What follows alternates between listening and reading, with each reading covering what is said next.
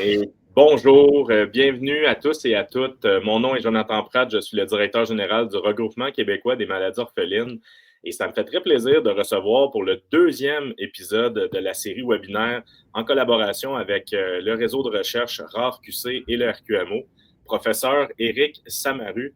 Donc, je vous le présente, Éric Samaru. Comment vas-tu? Eh bien, ça va très bien. Et toi? Ben, ça va très bien, merci. Merci d'avoir accepté l'invitation pour présenter tes travaux de recherche, en fait. Là. Puis je vais te laisser un petit 2 minutes pour te présenter plus en détail, mais j'ai bien hâte de voir la présentation. Moi, ça m'intrigue comme ancien chercheur, là, justement, l'utilisation du poisson zèbre. Je pense qu'il y a Ouais. beaucoup de personnes aujourd'hui qui vont justement en apprendre beaucoup sur un outil qui peut, en fait, qui est quasiment rendu indispensable là, pour l'étude de certains gènes et tout ça. Donc, très intéressant. Fait que je te laisse la parole. Présente-toi un petit peu plus pour qu'on sache à qui on a affaire aujourd'hui. Eh ben, parfait. Merci, Jonathan. En tout cas, moi, je suis vraiment content d'être là. J'aime bien ce genre de rencontre devant ce groupe-là. Donc, c'est super. Merci de m'avoir invité. Donc, très rapidement, hein, je suis professeur à l'Université de Montréal en faculté de médecine. Et puis, j'ai un labo de recherche au centre de recherche du CHUM, où je fais de la génomique fonctionnelle sur les maladies rares. Alors, on va beaucoup parler de génomique fonctionnelle et en particulier, on fait de la génomique fonctionnelle en utilisant le modèle poisson-zèbre. Donc, c'est ce qu'on va voir aujourd'hui. J'ai préparé quelques slides en restant très généraliste pour vraiment positionner nos recherches dans la globalité des recherches sur les maladies rares. Il y a quelques petites données à la fin pour montrer qu'on travaille quand même un petit peu, mais ça va rester très généraliste. Encore une fois, je crois que j'ai mon email à la fin de la présentation et je serai content de continuer les discussions avec certains s'il y a des questions plus approfondies sur certains aspects. Excellent. Ben écoute, sans plus tarder, on va y aller. La seule chose que j'ai à dire, évidemment, avant qu'on commence, c'est pour les personnes qui nous suivent, donc évidemment que ça soit en direct sur Facebook, LinkedIn ou YouTube, ou même sur la plateforme directement qu'on utilise, donc de StreamYard, c'est possible de mettre des commentaires. Donc, moi, je vais les voir tout au long de la présentation. Comme c'est marqué dans le bas de l'écran, évidemment, pour ne pas interrompre le déroulement de la présentation, on va afficher les questions et les commentaires à la fin de la présentation seulement. Mais gênez-vous pas. Donc, ça va s'afficher. Moi, je vais pouvoir les mettre à l'écran. Donc, on va pouvoir savoir qui, en fait, pose la question et c'est quoi la question. Ou ça peut être aussi un commentaire. Et comme professeur Samaru l'a dit, si jamais vous avez des questions après coup, donc exemple, vous voyez cette vidéo-là en rediffusion, que ce soit sur nos plateformes de réseaux sociaux ou même via le lien StreamYard, ben, ça sera possible, en fait, de poser la question directement par courriel à professeur Samaru. Donc, sans plus tarder, on va changer l'écran. Puis, je vous laisse la parole. Est-ce que tu peux juste me confirmer que parce que moi, je ne vous vois plus, donc tu me confirmes Oui, que tout on fonctionne voit là? très bien la présentation. Ah, c'est parfait. Eh bien, c'est parfait. Merci encore, Jonathan. Donc, comme je le disais, j'ai préparé un diaporama vraiment spécifique pour l'audience aujourd'hui. J'ai intitulé cette présentation Donner du sens aux séquences, parce que vous allez voir que je vais essayer de vraiment mettre l'emphase sur cette révolution génomique qu'on connaît depuis les 15 dernières années. Mais maintenant, où est-ce que se trouvent les nouveaux défis et comment est-ce qu'on peut faire pour accélérer les recherches? On va beaucoup parler de poissons zèbres. Et pour ceux qui sont intrigués, j'espère que je répondrai à toutes vos questions. Donc, comme je le disais, moi, j'ai un laboratoire de recherche au 9e étage du centre de recherche du CHUM, juste ici. Hein, donc, quand vous sortez à la nouvelle station Champ de Mars, vous pouvez nous faire coucou par la fenêtre. On a la chance au centre de recherche du CHUM d'avoir cette proximité avec l'hôpital. On a l'hôpital juste en face, les cliniciens, les patients, les généticiens.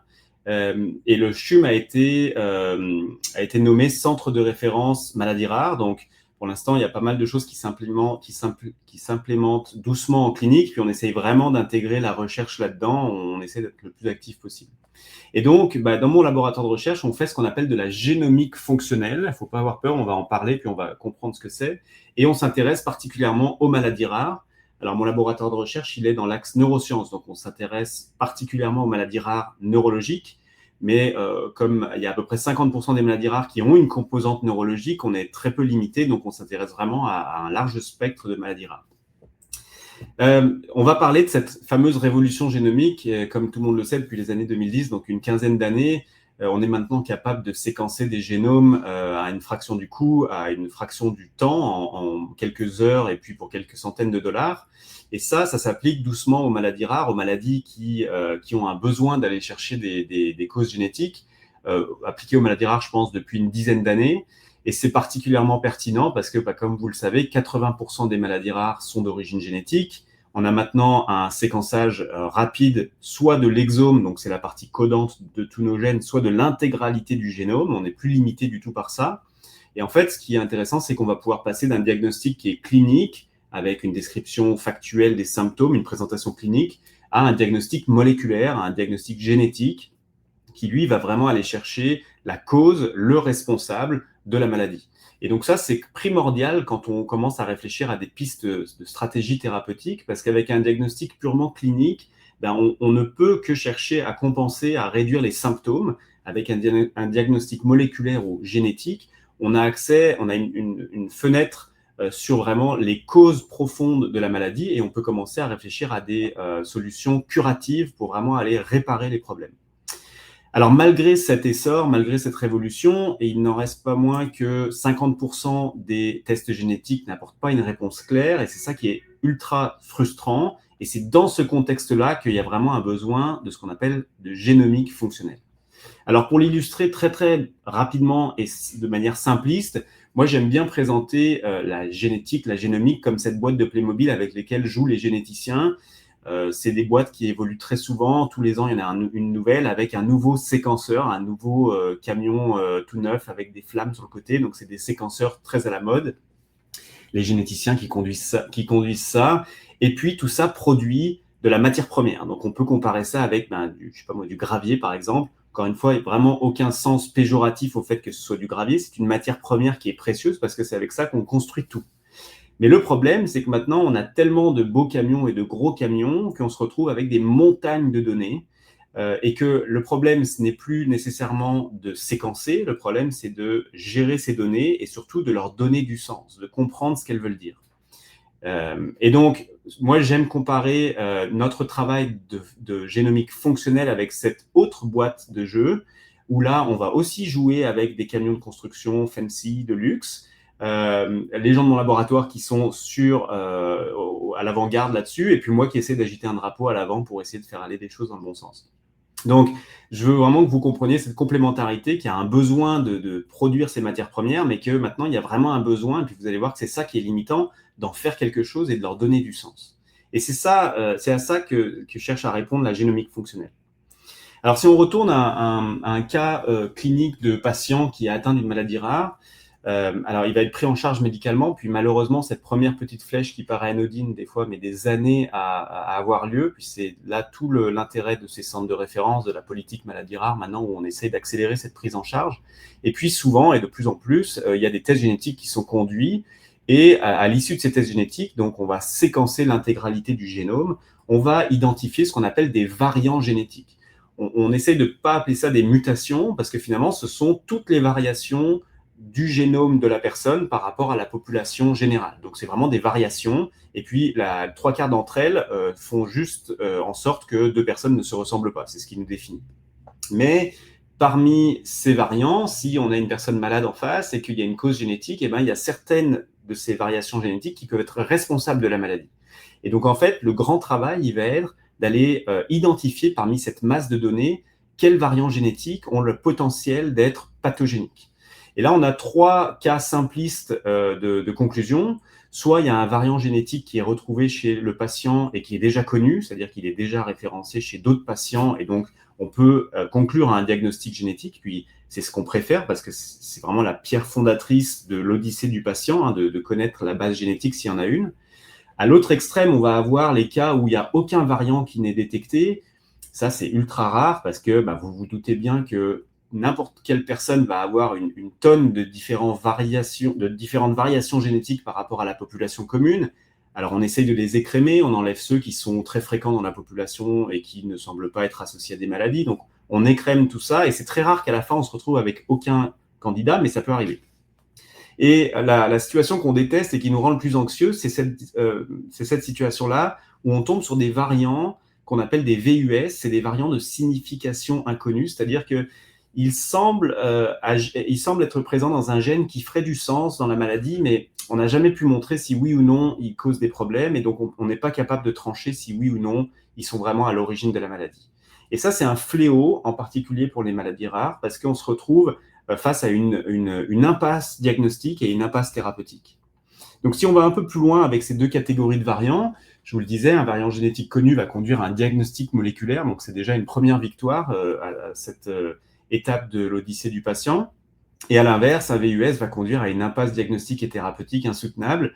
Et il y a un besoin d'études fonctionnelles. Donc, vous me voyez revenir avec les termes de fonctionnel.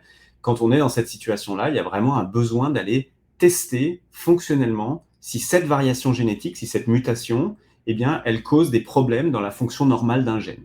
Et pour faire ça, eh bien, il faut des modèles biologiques. Alors, il en existe une panoplie très large. On est à un extrême des modèles qui sont purement biochimiques, et puis à un autre extrême des modèles qui sont très complexes, la souris et même des animaux qui peuvent être encore à une physiologie encore plus complexe. Et entre les deux, on a d'autres modèles, des modèles in vitro, donc c'est des cellules qu'on arrive à faire grandir dans des boîtes de pétri, des modèles animaux très simples. Par exemple, il y a des laboratoires qui travaillent sur le nématode, c'est des petits vers microscopiques, mais dont la physiologie est pertinente. Et au milieu, il y a ce genre de modèle, dont celui qu'on va parler le plus, le poisson zèbre, qui finalement représente une complexité physiologique intéressante, mais qui reste facile d'utilisation. Tout ça pour dire qu'on a un besoin de recherche en génomique fonctionnelle pour, premièrement, répondre si le VUS qu'on a identifié est bénin, s'il ne conduit pas de problèmes qui pourraient expliquer la maladie, ou s'il est pathogénique. S'il est pathogénique, on arrive à cette case de diagnostic moléculaire et on est content. Mais c'est que le début du problème, parce que comme vous le savez certainement, 95% des maladies rares n'ont pas de traitement, même si la cause est connue.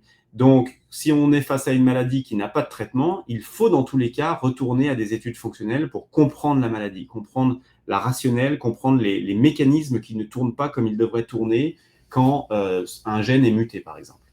Et donc, avec ces modèles biologiques, on va aussi pouvoir travailler sur les mécanismes pathologiques des maladies et ainsi identifier ce qu'on appelle des cibles thérapeutiques. Donc, c'est comme des rouages qui ne semblent pas tourner correctement et sur lesquels on pense qu'on pourrait mettre de l'huile pour les faire fonctionner de nouveau normalement.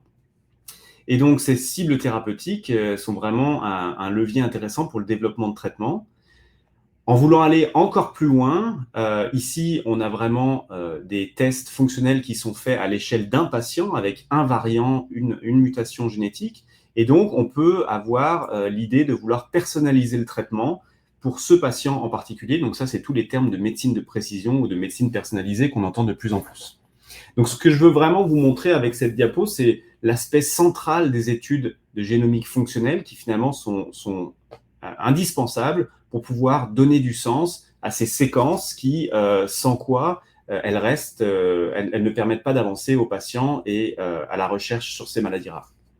Alors, dans le laboratoire, vous allez voir qu'on travaille beaucoup sur le poisson zèbre. Je l'ai encadré ici, puis je vais vous le présenter. Puis, on essaie de toucher à différents aspects de cette grande vision du besoin d'études fonctionnelles. Donc, 1, 2, 3, 4, on est des fois à des étapes très précoces où on doit prouver la causalité génétique.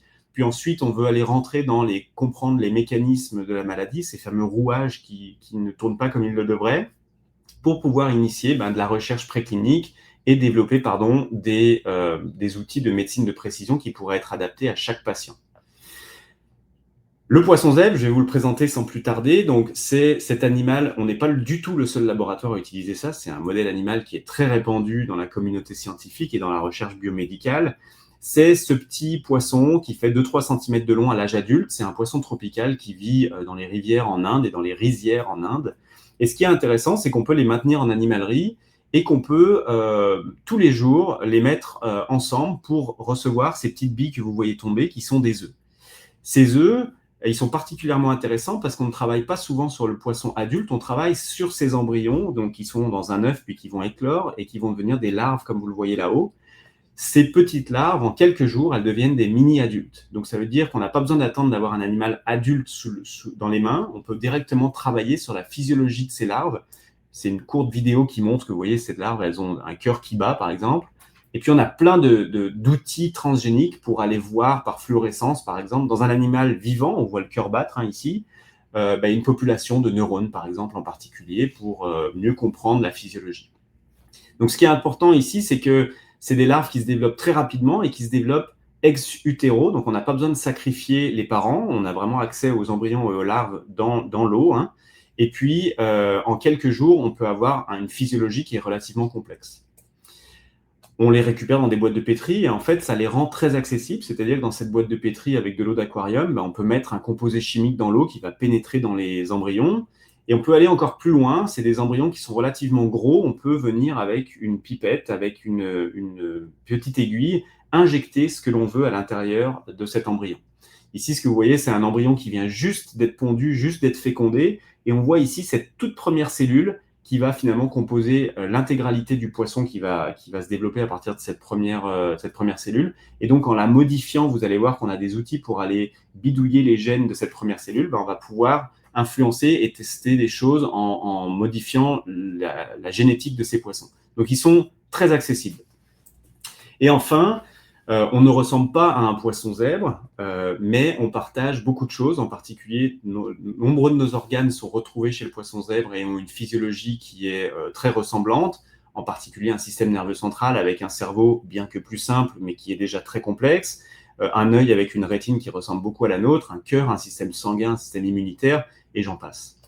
Ce qui est intéressant, c'est que nous partageons 70% de nos gènes avec le poisson. Et si on regarde juste les gènes humains qui sont connus pour être impliqués dans des maladies, 8 gènes sur 10 sont retrouvés chez le poisson. Donc ça m'amène à l'idée que une fois qu'on a un gène sous notre radar, on peut aller l'étudier chez le poisson et finalement, ça va être un avatar génétique de ce qui pourrait se passer chez un patient. Et c'est exactement ce qu'on fait. Et on utilise pour ça des outils révolutionnaires dont vous avez peut-être certainement entendu parler, qui sont apparus il y a une 10-15aine d'années, les outils CRISPR, qui sont finalement ces ciseaux moléculaires avec lesquels on peut aller couper où on veut l'ADN. Donc on peut aller muter un gène d'intérêt là et quand on veut, et ça a été une révolution. Puis aujourd'hui, ces systèmes évoluent encore plus, on passe de ce vulgaire petit ciseau à des pinces à épiler sur lesquelles on peut vraiment aller jouer sur les modifications génétiques qu'on veut apporter. Donc, c'est véritablement du génie génétique et ça s'applique à des modèles animaux comme le poisson zèbre. Donc, comment ça se passe? Quel est le pipeline pour lancer des études en utilisant le poisson zèbre dans le contexte des maladies rares? On va commencer avec les patients. Vous allez voir que souvent, on travaille directement avec les patients, avec leurs données génétiques, et puis on va aller identifier des variants génétiques qui nous paraissent pertinents. Et on va aller les modéliser avec ces outils CRISPR dans des embryons de poissons zèbres. Et puis, comme je vous l'ai expliqué, en dedans de quelques jours, 3 à 5 jours, on a sous le microscope un poisson qui a une physiologie relativement complexe et terminée, qui peut nous servir de modèle d'étude. Alors, si on regarde le cerveau, si on veut investiguer une maladie du cerveau, on va aller voir le cerveau. Si c'est une maladie métabolique, on peut aller chercher les métabolites dans différents organes. Et donc, on va pouvoir appliquer à ces animaux une panoplie d'applications au niveau des paillasses. J'attire votre attention sur le fait que ce sont des animaux et donc ils vont avoir un certain comportement. Et donc, on peut aussi regarder le comportement de ces larves. Il y a des gens qui les laissent grandir jusqu'à 10-15 jours. Ils ont vraiment des comportements sociaux. Donc, c'est vraiment un modèle d'étude qui est facile, mais qui permet d'étudier des aspects complexes. Alors maintenant que je vous ai présenté les grandes lignes et puis vraiment que je veux que vous ayez en tête ce positionnement central de la génomique fonctionnelle dans ce besoin général de donner du sens aux séquences d'ADN, je vais vous montrer quelques-uns de nos travaux, comme je disais au début, pour vous montrer que ce n'est pas juste de la fiction, qu'on travaille vraiment. Et je vais vous montrer vraiment très brièvement 2 projets dans l'équipe. Un qui est vraiment plus attrait à prouver le diagnostic génétique associé à des maladies rares, et puis d'autres qui est plus à aller décrypter les rouages de comment est-ce que des mutations peuvent causer des problèmes dans l'idée de vouloir développer des stratégies thérapeutiques. Donc, le premier projet que je vous présente très brièvement, il a commencé directement avec des patients. On a été contacté par une maman de 2 petites filles qui sont atteintes de maladies rares. Donc, c'est Emma et Abby, qui sont 2 sœurs, qui ont un syndrome épileptique infantile très sévère. c'est caractérisé par une microcéphalie, premièrement, un syndrome neurodéveloppemental et puis des crises d'épilepsie quasiment permanentes. Donc, ça affecte bien sûr grandement leur qualité de vie. Elles ne peuvent pas se nourrir, elles ne peuvent pas se mouvoir toutes seules. Et donc, on est parti avec cette maman qui a fondé sa propre fondation et qui a vraiment été leader dans l'initiation des recherches sur ces 2 petites filles. Et donc, il y a une analyse du génome qui a été faite et il y a un gène qui est ressorti, qui s'appelle TAP12, mais qui était juste suspecté. Ce n'était pas un gène qui était très intéressant dans la liste des variants parce qu'il n'y a aucune maladie neuro ou neurodéveloppementale qui a déjà été référée ou associée à ce gène-là. Donc, on a quand même décidé de prendre le défi et pour faire une longue histoire courte, on a modélisé les mutations dans un poisson. Donc ici, je vous présente des poissons de 5 jours, des larves de 5 jours, soit qui sont contrôles, donc qui n'ont pas de mutation particulière, soit qui ont des mutations pour invalider le gène TAP12. Et on a montré que ces poissons, ils ont une petite tête, je ne sais pas si vous pouvez le voir, donc ils ont un premier symptôme de microcéphalie avec un œil qui est aussi de taille réduite. Et surtout, quand on les met dans une boîte et qu'on enregistre leur motricité, on voit qu'ils ne bougent vraiment pas autant que leurs frères et sœurs contrôle. Et donc, ça ressemble à l'hypotonie générale qu'on retrouve chez ces 2 petites filles. Ce qui est intéressant, c'est que malgré cette hypotonie, quand on regarde leur comportement, et je vais vous montrer des vidéos de larves qui sont observées de manière automatisée dans des chambres d'enregistrement, on voit des comportements étranges à droite, comme vous allez le voir. Ces phénotypes, ces présentations motrices qui ressemblent à des crises convulsives. C'est des choses qu'on ne retrouve jamais chez les poissons contrôle. Et donc ça nous laisse supposer que ces poissons, malgré une hypotonie généralisée, subissent des choses qui ressemblent à des crises d'épilepsie. On est en train de valider ça. Et quand on regarde leur cerveau en développement, donc ici je vous présente des cerveaux fluorescents qu'on peut observer dans des embryons vivants, on voit que la taille générale du cerveau est affectée et puis qu'en fait la structure du cerveau n'est pas correcte. Donc clairement, ce gène est important pour le développement normal du cerveau et on montre que des mutations qui ressemblent à celles retrouvées chez ces 2 petites filles affectent le neurodéveloppement. Donc avec ça, on a aujourd'hui une preuve que ce sont bien ces variants génétiques qui sont causatifs, qui causent la maladie chez ces 2 petites filles. Puis ça, c'est vraiment une étape cruciale parce que maintenant, on va vouloir publier ces données, on va vouloir diffuser la nouvelle et idéalement aller trouver d'autres patients parce que pour l'instant, ce sont les 2 seules patientes au monde qu'on a pu référencer avec ces variants génétiques dans ce gène-là. Donc, c'est des variants qui sont ultra rares. Mais on espère qu'on va pouvoir élargir cela et que ça va permettre d'ouvrir la porte à des diagnostics génétiques pour d'autres patients qui restent aujourd'hui non diagnostiqués au point de vue génétique. Et donc, on était très content de voir que la grand-mère de ces 2 petites filles leur a conçu des peluches en poisson zèbre justement pour célébrer ce que ce modèle biologique a pu apporter à cette famille. Parce qu'encore une fois, avoir un diagnostic génétique, avoir un coupable génétique, c'est vraiment la chose première si on veut avancer vers l'idée de développer des thérapies. Donc là, maintenant, dans le laboratoire, on est vraiment en train d'investiguer la fonction de ce gène quand tout se passe bien et essayer de voir s'il y aurait des cibles thérapeutiques sur lesquelles on pourrait appliquer de l'huile pour que le rouage se remette à tourner relativement correctement. Donc, c'est le premier exemple que je voulais vous montrer. Très brièvement, le deuxième exemple qui va plus être à ce niveau-là où on cherche maintenant à comprendre les rouages et les causes mécanistiques de la maladie. Pour ce projet-là, on s'intéresse à une maladie du cervelet. Donc, le cervelet, c'est un petit morceau de cerveau qu'on a à l'arrière de la tête qui nous sert vraiment dans la coordination des mouvements. Et on s'intéresse à des cas très rares d'ataxie, donc de troubles du mouvement. C'est un syndrome qui s'appelle Kenbas, juste pour que vous le sachiez.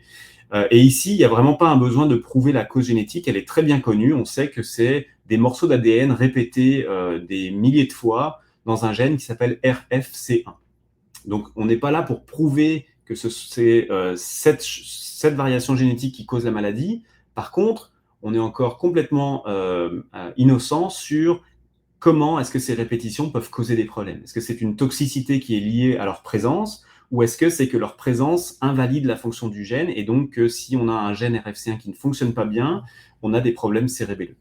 Et donc, pour ce faire, vous me voyez venir, on a généré un modèle mutant RFC1 chez le poisson pour tester l'hypothèse est-ce que RFC1 est important pour le développement et la fonction du cervelet. Et ce qu'on a trouvé, c'est quand on regarde le cervelet de ces larves, donc on voit des larves vues en vue dorsale, ici le cervelet est représenté en rouge, on regarde différentes populations de neurones dans ces cervelets, on voit que chez les mutants RFC1, on a un cervelet qui est à peine développé et qui finalement finit par presque ne pas être présent du tout chez ces poissons. Et pour faire une longue histoire courte, on a publié ça récemment. Ce qu'on a montré, c'est que RFC1, en fait, est très important pendant le développement du cervelet. Vous savez que pendant le développement, on doit produire beaucoup de cellules pour produire beaucoup de neurones qui vont devenir, finalement, qui vont former ces organes-là. Et pendant cette division cellulaire, on doit avoir des contrôleurs de la qualité du génome, parce qu'à chaque fois qu'une cellule se divise, elle duplique tous ses gènes. Donc, on a des protéines qui sont là pour surveiller que tout se fait bien et pour réparer les problèmes. Et ce qu'on a vu, c'est que quand RFC1 n'était pas là, il y a des dommages à l'ADN qui sont accumulés dans ces cellules-là, qui essayent de proliférer, et le système se met en pause, et comme il n'arrive pas à le réparer, finalement, ces cellules-là meurent, et on n'a pas ces neurones qui arrivent à se mettre en place dans le cervelet.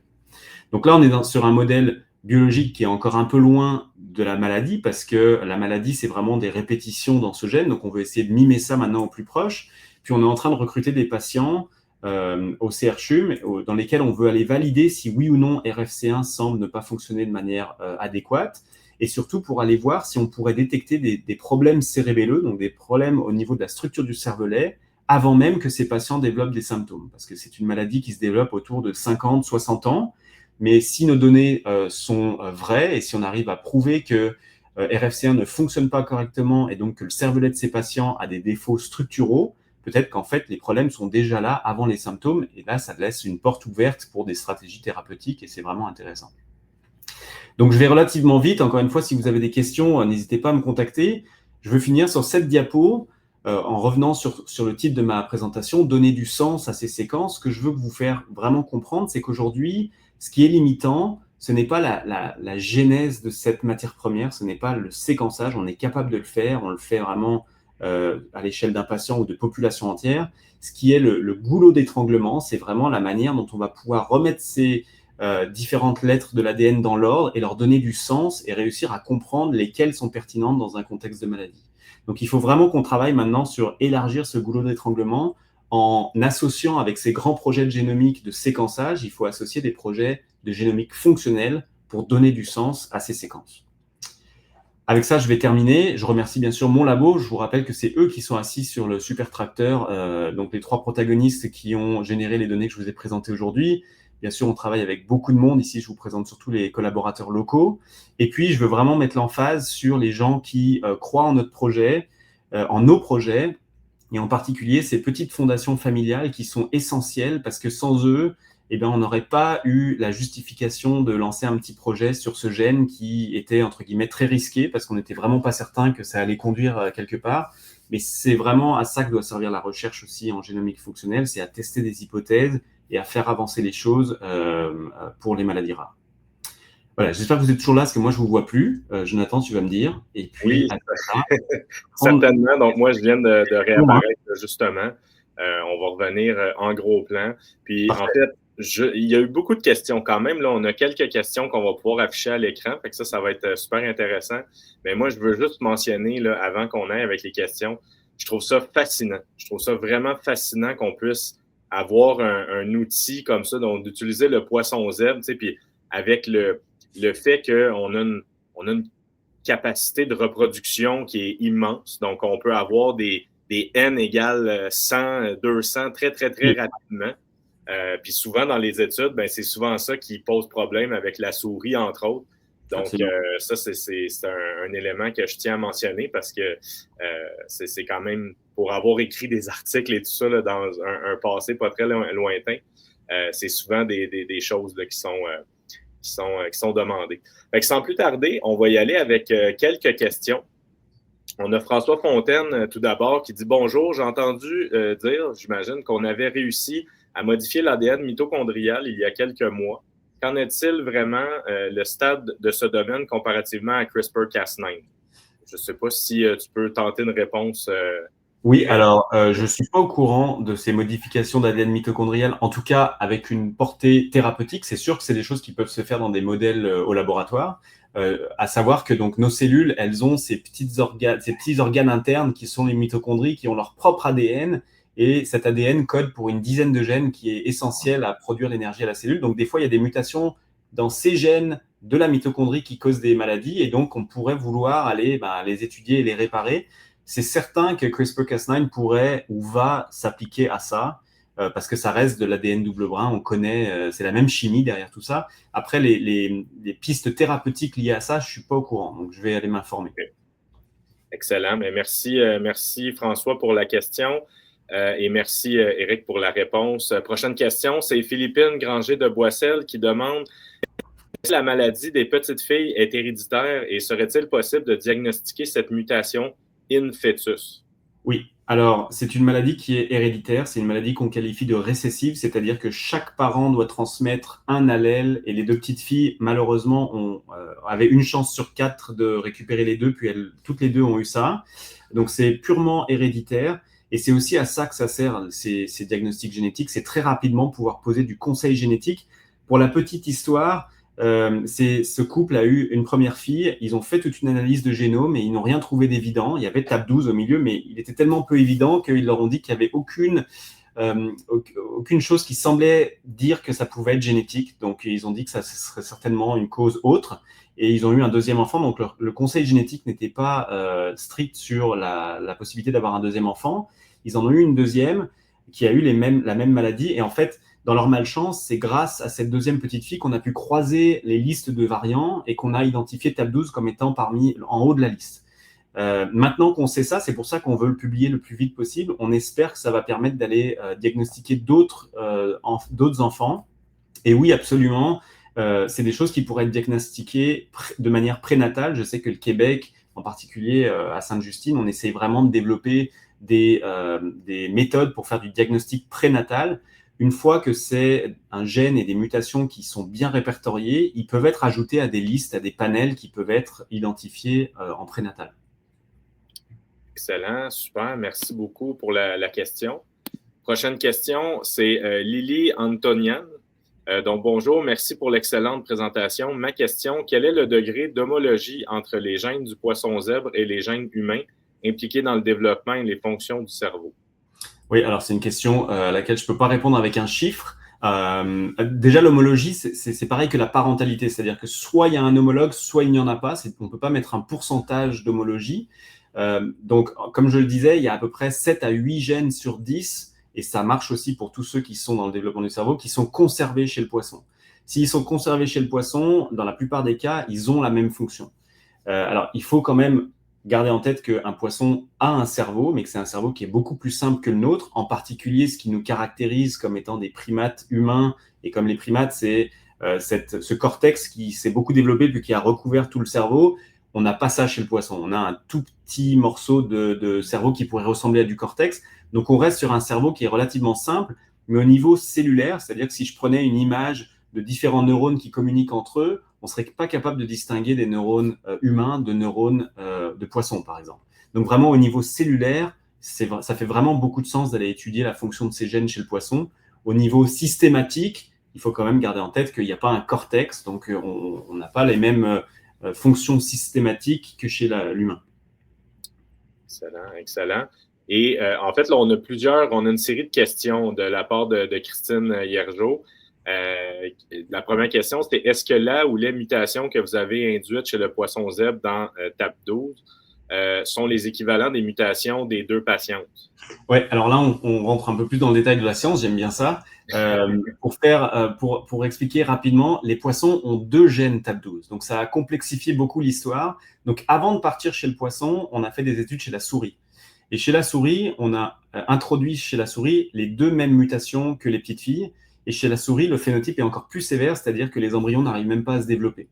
Donc, il n'y a jamais de souriceau qui arrive à naître avec ces 2 mutations. Donc, ça montre l'importance de ce gène et la pathogénicité de ces mutations qu'on a retrouvées chez les patientes.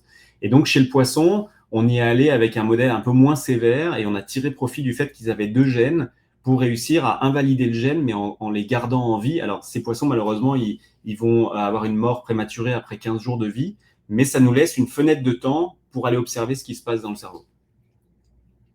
Excellent, excellent.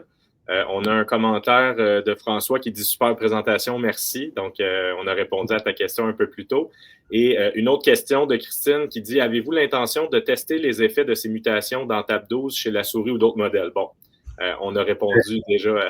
La douche dans la souris, ce que je peux rajouter, c'est que maintenant, on y va avec des modèles organoïdes. Donc, on collabore avec des chercheurs de Sainte-Justine pour aller faire ce qu'ils appellent des mini-cerveaux, c'est-à-dire qu'on prend carrément les cellules des patients, les cellules de peau, ça on y a accès déjà, ils ont fait des dons à des organismes qui après peuvent dispatcher ça dans des laboratoires, donc on a accès à ces cellules, on peut les faire redevenir des cellules embryonnaires et les redifférencier en neurones, et donc on va essayer de voir si dans des boîtes de pétri, si on fait des mini-cerveaux de ces patientes, on arrive vraiment à comprendre quelles sont les populations de cellules qui sont en surnombre, sont en sous-nombre, parce qu'on veut vraiment maintenant essayer d'avancer sur la fonction de ce gène et comment est-ce qu'on pourrait essayer de compenser le manque de fonction de ce gène. Encore une fois, c'est des petites filles qui sont très hypotoniques, mais avec des crises d'épilepsie, donc on les traite avec des antiépileptiques. Mais les antiépileptiques, le but qu'ils ont, c'est de réduire l'excitabilité générale. Donc peut-être qu'en fait, on exacerbe encore plus l'hypotonie. Bon, on fait avec ce qu'on peut parce que, encore une fois, on a un diagnostic qui est clinique pour l'instant. Donc on essaye de combler les symptômes. On espère, avec ces études-là, qu'on va creuser au niveau moléculaire et qu'on va identifier vraiment des rouages sur lesquels on va pouvoir travailler. Ben, justement, la prochaine question, c'était est-ce qu'on a une idée de traitement thérapeutique? Donc, Alors, non. Ce qu'il faut mettre aussi en avant, c'est que ce sont des maladies, en particulier les deux petites filles, ce sont des maladies neurodéveloppementales. Donc, c'est des choses qui souvent, à la naissance, le mal a été fait, si je peux dire. C'est-à-dire que c'est très difficile de ramener le développement à la normale. Par contre, c'est sûr que il y a des choses qui s'exacerbent, il y a des comorbidités. Je peux penser par exemple à le fait que ces cerveaux fassent des crises d'épilepsie, ça va amener de l'inflammation, ça va encore plus causer de problèmes au fonctionnement cérébral. Donc, si on comprend bien les mécanismes, on va pouvoir déjà avoir des pistes de traitement, mais pour l'instant, malheureusement, on n'a pas quelque chose de clair en tête. Puis honnêtement, on le voit pour d'autres maladies aussi qui sont un peu dans le même spectre de développement, c'est-à-dire qu'aussitôt que la maladie, elle est là, ben c'est difficile de renverser là, le phénotype. Donc, on peut penser à une thérapie génique, par Exact. exemple. Il y a des thérapies géniques in utero qui commencent doucement à se profiler Voilà. en préclinique. Donc, c'est sûr que dans un avenir, j'espère que je serai encore là pour le voir, on arrivera à trouver des traitements pour ça. Mais aujourd'hui, on est encore pris avec le fait que c'est difficile d'aller appliquer un traitement in utero. Voilà. Une dernière question, donc toujours de Christine. Merci encore une fois, Christine, pour les questions. C'est super apprécié. Est-ce que vous envisagez réanalyser des données de génome de patients non diagnostiqués qui auraient un tableau clinique similaire à ces deux petites filles? On parle toujours là, pour les variants TAP12. Alors, on essaye de taper à toutes les portes de consortiums génétiques. Alors, il y a par exemple au Canada Care4Rare, en Europe, au Japon, il y a plein de gros consortiums comme ça. Donc, à première vue, ce sont les deux seules patientes avec 2 mutations dans ce gène. Il y a des patients qui présentent une même présentation clinique, mais c'est encore d'autres VUS, c'est encore d'autres variants qui sont encore plus complexes. Donc, ce qu'on veut, c'est vraiment asseoir le but, la fonction de ce gène dans cette pathologie pour ensuite pouvoir aller vers d'autres patients. Pour faire un scoop là sur ce qu'on est en train de faire. Justement, on a déjà d'autres patients en vue, on a déjà les variants qu'on a récupérés au labo et qu'on est en train de tester pour voir si eux aussi pourraient être pathogéniques. Mais la biologie derrière ce gène est ultra complexe, comme tout, hein, et donc ça va demander un peu de temps. Malheureusement, c'est ça qui est le plus frustrant, c'est que tout ça prend du temps. Là, ce que je vous ai présenté, on a mis 5 ans presque à faire ça. Hein. Oui, c'est l'univers de la recherche, effectivement. On a peut-être. Pas compatible avec le besoin médical ultra urgent. Tout à fait, tout à fait. On a un commentaire, super présentation, super vulgarisation, donc de Philippine qui avait une question plus tôt, et Lily là, qui dit merci. Donc, vraiment, si jamais... Oui, vas-y, je suis désolé, je t'ai coupé. Pardon. Je disais, je reste disponible s'il y a des questions qui arrivent après, si c'est en rediffusion. J'ai laissé mon email, je serais content de répondre aux questions. Et puis, exact. Et puis, j'espère avoir partagé le mot qu'il y a besoin de cette recherche et il y a besoin d'avancer, d'élargir ce boulot d'étranglement si on veut vraiment donner du sens à toutes ces quantités de séquences. Exactement. Donc, si jamais vous avez d'autres questions, je vous invite à reculer là, donc, ou à revoir la présentation en rediffusion, puis aller voir la dernière diapositive là, de professeur Samaru. Fait que là-dessus, je vous remercie beaucoup, professeur Eric Samaru, pour la présentation. Je joins ma voix au dernier commentaire là, qui disait que c'était très bien vulgarisé, très bien expliqué. Moi, j'ai adoré. Puis je pense que toutes les personnes, même non scientifiques, là, qui suivent notre communauté et qui sont sur nos réseaux sociaux, vont apprécier là, justement la présentation. Sur ce, je vous souhaite une bonne fin de journée à tous et à toutes. Puis pour le prochain rendez-vous, ça sera à venir. Donc, on n'a pas de date précise à venir jusqu'à maintenant. Donc, il suffira de suivre là, justement nos réseaux sociaux pour que vous ne puissiez pas manquer le 3e épisode qui devrait arriver quand même très bientôt. Donc, voilà. Fait que là-dessus, je te remercie encore une fois, Éric, pour le temps et tout ça. Donc, merci beaucoup. Puis, bonne fin de journée à toi. À bientôt. Au revoir.